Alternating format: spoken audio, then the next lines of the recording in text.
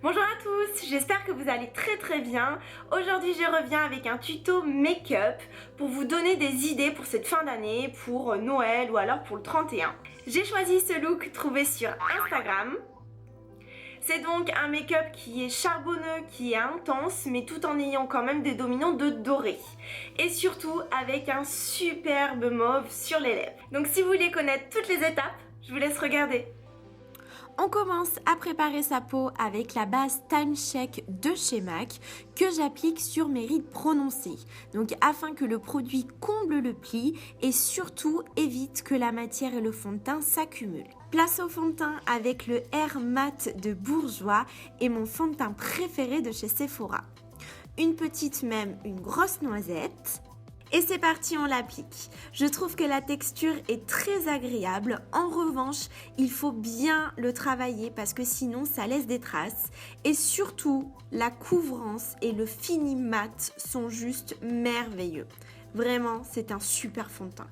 Pour les sourcils, comme d'habitude, je les brosse et avec le gel brow de MAC et un pinceau biseauté, on retrace sa ligne. Et voilà le résultat. Bon, désolé, je zappe un petit peu l'étape, mais bon, rien de nouveau à signaler. En revanche, pour réaliser mon charbonneux, petite nouveauté, j'utilise la technique du scotch et on se munit de ciseaux. C'est quand même beaucoup mieux. On positionne le morceau de 5-6 cm en dessous du coin externe et la pointe du sourcil. Cela va nous éviter que la matière déborde et nous faire une ligne bien nette. Salut, j'ai la classe, non ? Allez, on attaque. Je prends ma palette Tartelette d'amour et les teintes Natural Beauty et Wonderwear ainsi qu'un pinceau estompeur.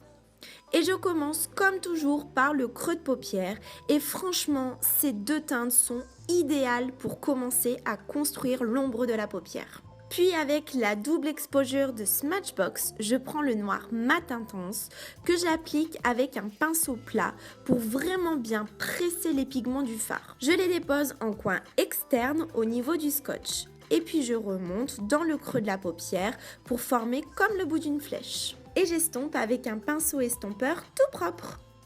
Je n'hésite pas à réappliquer de la matière et à réestomper jusqu'à obtenir un résultat intense. Avec le même pinceau fin, j'applique méticuleusement en coin interne et là, attention, il faut en mettre uniquement sur la paupière mobile. Petit conseil d'ailleurs, tapotez bien votre pinceau avant de l'appliquer sur votre paupière, ça fera tomber l'excédent des pigments. Et surtout, ça évitera de salir votre dessous de pommette. J'utilise la teinte Cacao Beer de Makeup Geek avec le pinceau estompeur de tout à l'heure. Et je viens toujours dans le creux de paupière, mais cette fois-ci un tout petit peu au-dessus, passer et repasser avec ce superbe bordeaux brique mat. Je trouve que tout de suite, ça réchauffe le charbonneux. Avec la palette Naked 1, je prends la teinte Half Baked qui est un doré mais ultra pigmenté avec un pinceau plat mais cette fois-ci un petit peu plus épais et je dépose la teinte sur le milieu de la paupière. Le résultat est juste incroyable, on dirait que j'utilise des pigments libres. J'oublie pas de remonter jusqu'au creux de paupière vers la teinte brique afin de créer une jonction. Et avec un estompeur, pour ma part c'est le 217, mais bon, il faut bien qu'il soit propre, j'estompe encore et toujours. Je n'hésite pas à rajouter de la teinte Cacao Beer avec un pinceau crayon pour intensifier et faire ressortir la couleur. Je prends mon tout petit rikiki des pinceaux ELF pour intensifier le noir en coin externe et en coin interne. Le but est vraiment que les trois teintes, le noir, le bordeaux et le doré soient visibles. Et voilà, là ça me semble correct, donc j'enlève les petits morceaux de scotch. Bon, vous avez bien vu, il faut faire le ménage, j'ai débordé où il ne fallait surtout pas. Donc on prend un coton-tige humide et on nettoie.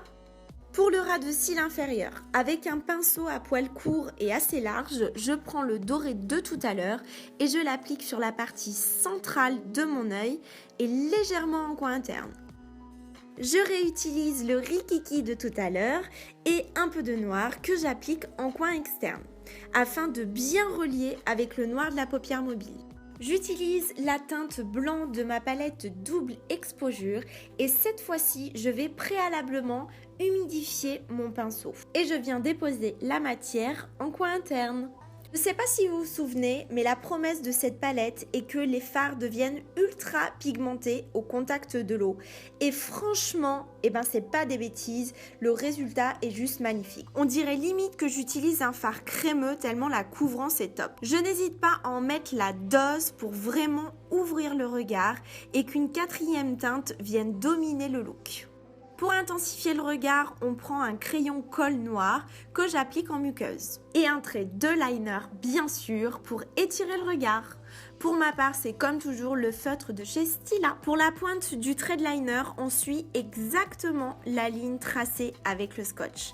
C'est un jeu d'enfant. Je prends le Better Than Sex qui est mon mascara favori du moment et on n'hésite pas à en mettre la dose, on met le paquet, il nous faut des yeux de biche. Maintenant, on termine le teint avec l'anti-cerne Dior Skin Star que j'applique en forme de triangle. Donc perso, je fais toujours l'anti-cerne après les yeux, surtout pour un look charbonneux, parce que entre le scotch et les pigments qui tombent, si c'est pour tout abîmer et recommencer, franchement, ça sert à rien. Et bien sûr, j'estompe avec la Beauty Blender. Je prends la Shade & Light de Kate Von D afin de matifier et fixer la matière. Et on tapote en dessous des yeux et sur la zone T. Avec les teintes plus foncées, je viens contourer mon visage. Bon, je pense que vous maîtrisez maintenant la technique, c'est-à-dire au niveau du creux des joues, en partant de l'oreille et progressivement on descend, les coins du front et le dessous de la mâchoire. Et tout de suite, on voit bien que mon visage est structuré et réchauffé. Une petite touche de blush, donc pour ma part, c'est un rosé mauve de chez NYX. Et bien sûr, le fidèle highlighter Becca pour illuminer et capter les points de lumière. Franchement, je surkiffe le résultat, surtout au niveau de l'arc de Cupidon. Et oui, j'ai appris un nouveau mot. Donc voilà, je suis obligée de vous le ressortir. C'est l'arc de Cupidon qui se trouve juste au-dessus des lèvres. Et j'estompe avec un gros pinceau propre pour que les 3 teintes se lient parfaitement. Pour les lèvres, lequel choisir, je ne sais pas, mon cœur balance.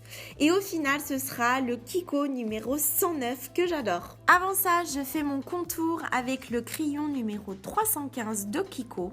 Car oui, c'est obligatoire, le résultat sera beaucoup plus net, ça ne va pas filer dans les ridules et surtout, la tenue sera meilleure. D'ailleurs, petite info, pour tout achat de rouge à lèvres de la nouvelle gamme, vous avez le crayon à lèvres offert. Trop bien hein. Je prends donc le Kiko numéro 109 qui est dans un superbe écrin trop classe et surtout dans la couleur mauve framboise bois de rose est magnifique. Et voilà, c'est fini. Je sais que c'était un petit peu long et j'en suis désolée, mais perso, je trouve que ce look est tellement superbe et idéal pour les fêtes.